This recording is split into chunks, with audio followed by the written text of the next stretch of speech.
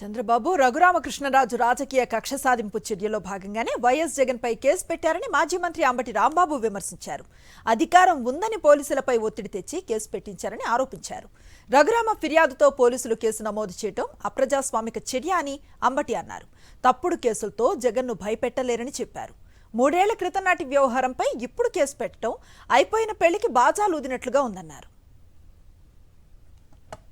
ఇవాళ ప్రభుత్వం మారిన తర్వాత రాజకీయ కక్షతో చంద్రబాబు నాయుడు గారు అదేవిధంగా రఘురామకృష్ణరాజు గారు కలిసి ఈ విధంగా కుట్ర చేసి ఏదో భయపెట్టాలనేటువంటి ప్రయత్నం చేస్తున్నారు. This is all false cases. ఏదో సామెత చెప్తారు, పెళ్ళి అయిపోయిన తర్వాత బాజాలు వాయించినట్టుగా.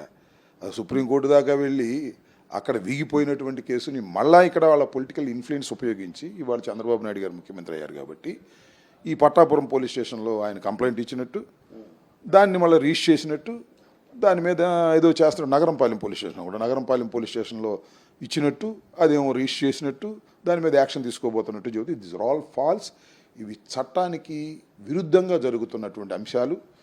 సరే, మేము పెద్ద ఆశ్చర్యపడేటువంటి అంశం లేదు. జగన్మోహన్ రెడ్డి గారు ఆ రోజున ఎప్పుడైతే మేము గెలవలేదో ఆ రోజున ఆయన చెప్పాడు, ఏదో ఒక విధంగా కక్ష సాధింపు చర్యలతో జగన్మోహన్ రెడ్డి గారి మీద లేకపోతే మరొకరి మీద మా బొట్టోళ్ళ మీద కేసులు పెట్టి ఏదో మమ్మల్ని బెదిరించాలనో హింసించాలనో ప్రయత్నం చేస్తే భయపడి పారిపోయేటటువంటి వ్యక్తులం కాదు, రాజకీయంగా ఎదుర్కొంటాం.